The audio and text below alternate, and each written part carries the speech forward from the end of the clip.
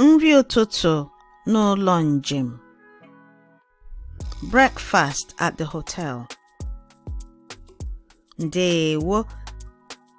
The lesson for today is titled Nri ụtụtụ n'ụlọ njem. Breakfast at the hotel. And it's a dialogue between a couple eating breakfast at a hotel. But before we start, we're going to look at 5 words that we will learn from this lesson or this dialogue. 5 key words. And these words are ụlọ njem, hotel.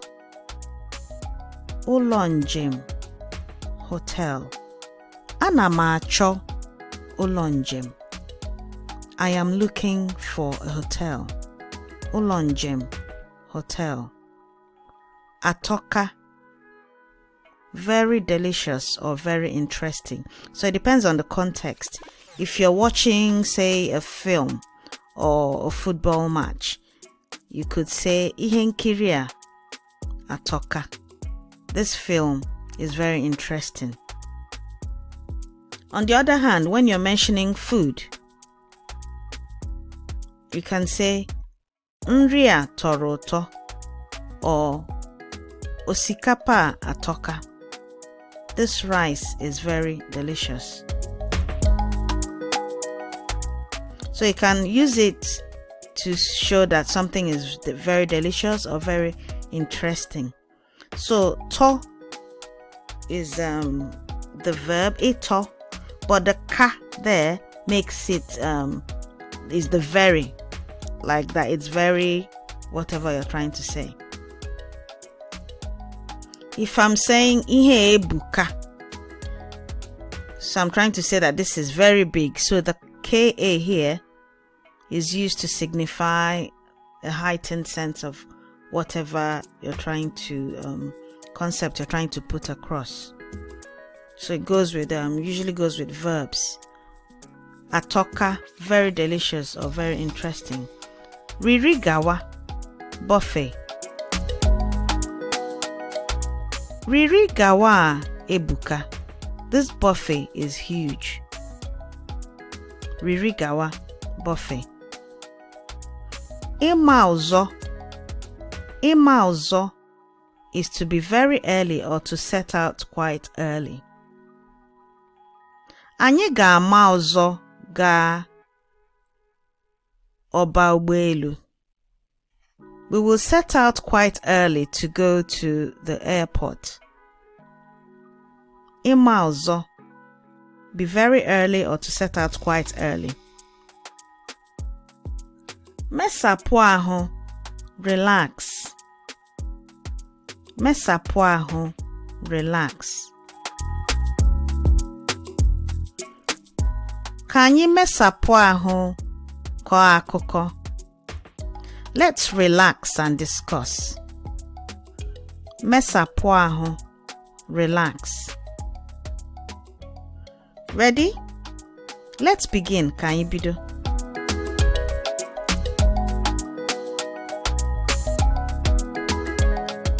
Nri ndị ụlọ njem a atọka. Nri ndị ụlọ njem a atọka.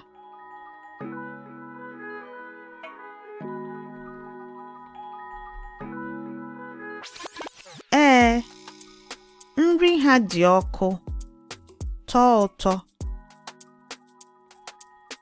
Ee, nri ha dị ọkụ, tọọ ụtọ.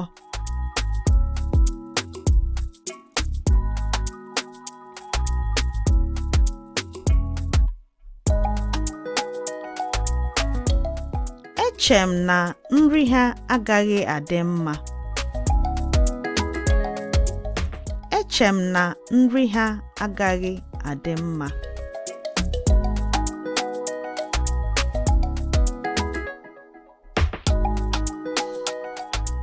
Nke a pụtara na nnọdụ anyị n'ụlọ njem a ga-adị mma.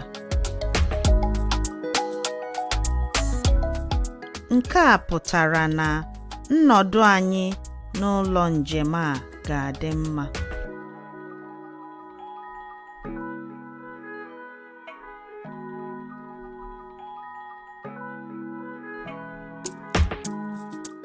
anyị na-ele anya.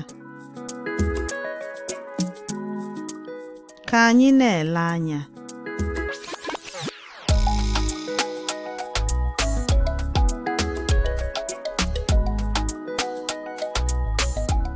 Ndị na-eri nri ụtụtụ ugbu a adịghị ọtụtụ.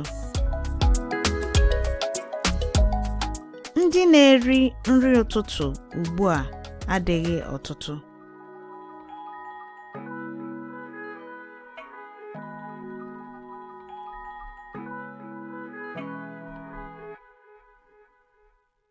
Ọ maka na anyị mara ụzọ pụta n'ụtụtụ a. Ọ maka na anyị mara ụzọ pụta n'ụtụtụ a.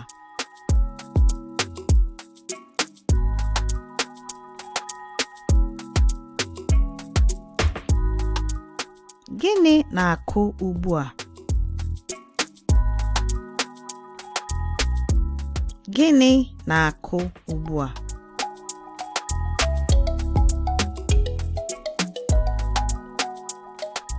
Ọ elekere 7 nke ụtụtụ. Ọ elekere 7 nke ụtụtụ.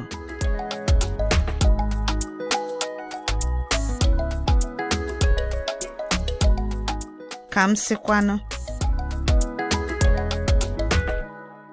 Ka m sịkwanụ.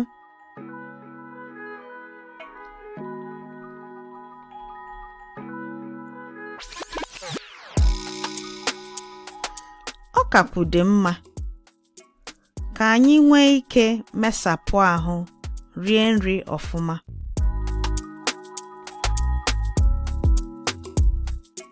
Ọ kakwụ dị mma ka anyị nwee ike mesapụ ahụ rie nri ọfụma.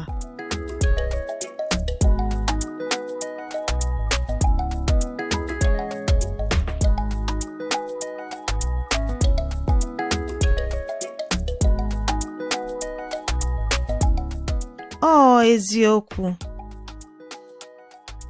Ọ riri gawa. Anyị ga-eri nri ka o si masị anyị. Ọ eziokwu. Ọ riri gawa. Anyị ga-eri nri ka o si masị anyị.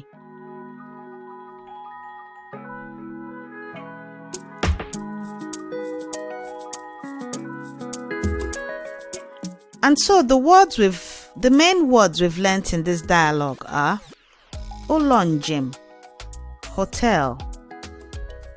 Ụlọ njem, hotel. Atọka. Atọka, very delicious or very interesting, depending on the usage. Atọka, very delicious or very interesting. Riri gawa, buffet. Riri gawa, buffet. Ịmụ ụzọ. Ịmụ ụzọ, be very early or to set out quite early. Mesapụ ahụ. Mesapụ ahụ, relax. In conclusion, always remember that practice makes perfect, and that each effort you make brings you closer to your Igbo language and cultural learning goals. Ka o mesịa. See you on the next lesson.